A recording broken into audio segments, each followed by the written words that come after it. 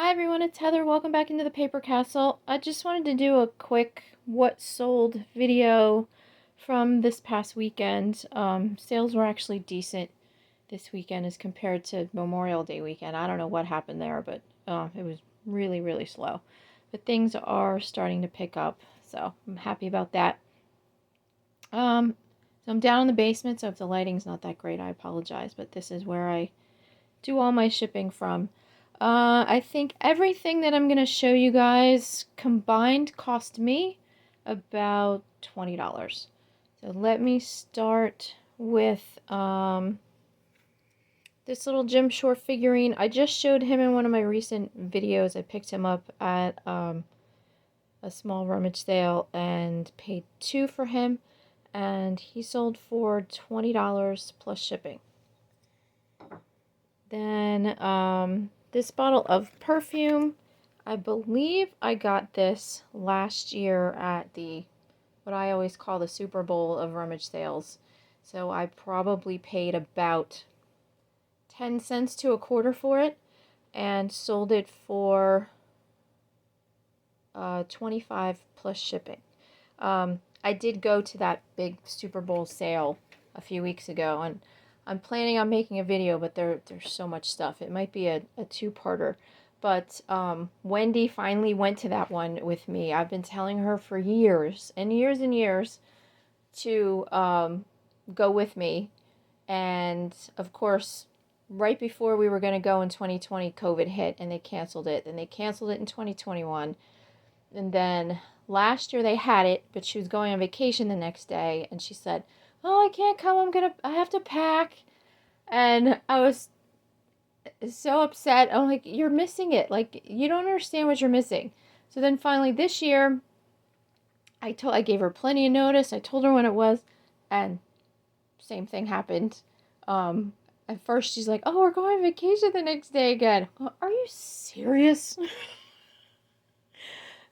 So then I told her, you need to pack early. You just need to pack early, and you need to get to this sale. And she did. And I think she was very happy she went, because she couldn't believe, how big it was and how little she spent. So I think she's definitely going to be putting that on her list next year. And I don't think she'll be missing it anymore. Okay, moving on. There's 2 pins that sold. This is one of those Lucinda house pins. I always look for these because they're decent sellers. This is kind of a generic one. I paid $2 for it. I don't usually pay that much for these, but especially for the generic ones.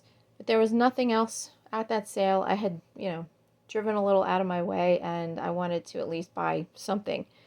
So paid $2 and sold it for $12 plus shipping.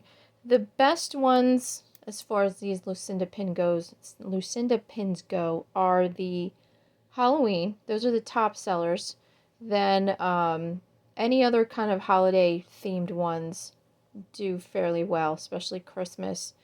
And they also have some angel pins. I found a bunch of those at a rummage sale last fall, I believe. And those did great.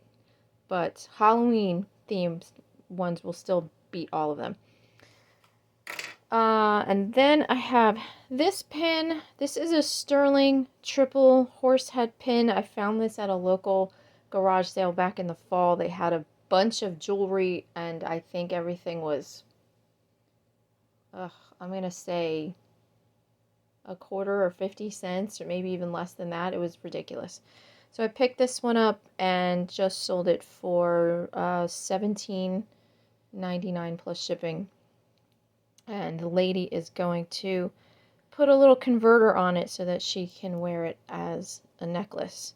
And if you guys don't know about the converters, it's just basically a little tube that you can buy, a metal tube that slides over the pin, and it has a veil on it, and then you can use it as a necklace. I sold 3 of these fleur-de-lis iced tea spoons. I picked these up at a local charity garage sale that they have a couple times a year. I think I paid less than 50 cents for these and sold them for $12.99 with free shipping. And these playing cards, I cannot take them out of the box and show you guys because they're nudie cards. 54, pretty much naked women on all these on all these cards. But there were a couple where I could get away with showing the card without blacking anything out. It was kind of a side view and they were a little covered. So I used those too as my main, pictures. I put those on the top when I kind of fan them out. But these are pretty popular on eBay. There's a lot of them up there, and I think I paid about $1 for this deck and sold it for $25 plus shipping. This Bible I just listed this morning. I said it was brown. It's actually kind of burgundy, but whatever. I got this at a rummage sale out in Pennsylvania with Wendy about a month or a little more than that ago. And I didn't think it was anything that special. It cost me a whopping $1, but it is large print. It's tabbed, which is nice. It's very clean. Looks like it's hardly been used, if it's been used at all. Sorry, guys, I swallowed wrong. But this one, I put it up for $20 with free medium mail shipping. And right before I took my daughter to school, took her to school, and by the time I got home, it sold. So I'm happy about that, but at the same time, that feeling you get when something sells really quick? You're happy it sold, but then you have that little, voice in the back of your head going, oh, did I sell it too cheap? Is there something about this that I didn't know about? And then you start questioning yourself. Still made a decent profit for $1, so I can't complain. This, I'm not going to take this out of this tube, but this is just a Margot needlepoint canvas. Last summer, I ended up finding a great deal on Craigslist. I think I have a video up about it. I bought about 115 needlepoint canvases. Some were hand-painted, some were just printed like this one, plus some needlepoint kits. About 10 maybe needlepoint kits. And I paid a whopping $140 for all of it, which was a phenomenal deal. I've sold about half of my stock so far and made, I think, around $2,000 at this point. I won't make that much with the remaining stock that I have because those are a little more generic than some of the others that I sold right at the beginning. But this one is mainly just a little landscape, and I sold it for $25 plus shipping. But I just wanted to show you guys how I try and package these so that they don't get crushed in the mail. This is just a plain old paper towel tube, and I save these and roll the canvases up and ship them that way in a poly bag or a padded envelope if they're short enough, which this one isn't. And they've all gotten there safely. I've had people compliment me about, how it was shipped so it doesn't get crushed. So, look for stuff around the house that you guys can use to help you with your shipping. I reuse so much stuff that it's ridiculous. When my family's constantly going to throw things out and be like, no, I can use it to ship something. And they just roll their eyes at me. But, you do what you can to get things there safely. All right, this is a Fitz and Floyd Snack Therapy Soldier. I think it's supposed to say Cocoa Pot.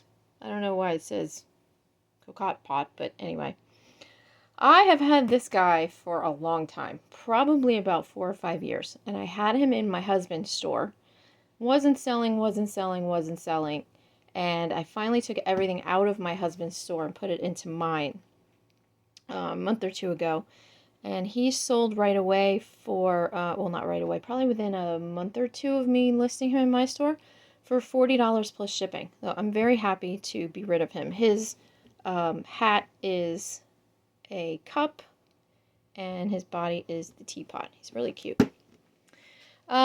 This did not sell yet, but it's just something to keep an eye out for. Again, I purchased these at the Super Bowl of rummage sales that happened a few weeks ago. And I had no idea. Let me show you on, I guess I can show you on this one. I had no idea that Longaberger made wooden letter blocks, but I guess they do. So I turned them over, saw it said Longaberger, threw them in my bag, and couldn't find anything like this on eBay. There were other words, you know, in blocks. There was like Noel and I can't remember the other ones, but they all did surprisingly well. And I figured out these are from 2014. Can't find them anywhere else, so I threw them up at auction for $40 plus shipping and figured, you know, let's see what happens. I have a bunch of watchers and I already got a bid for $40. So if they sell for that, that's great because I believe I paid about 35 cents. Oh, something to keep an eye out for. And then my last sale of the weekend were these guys. These two foo dogs.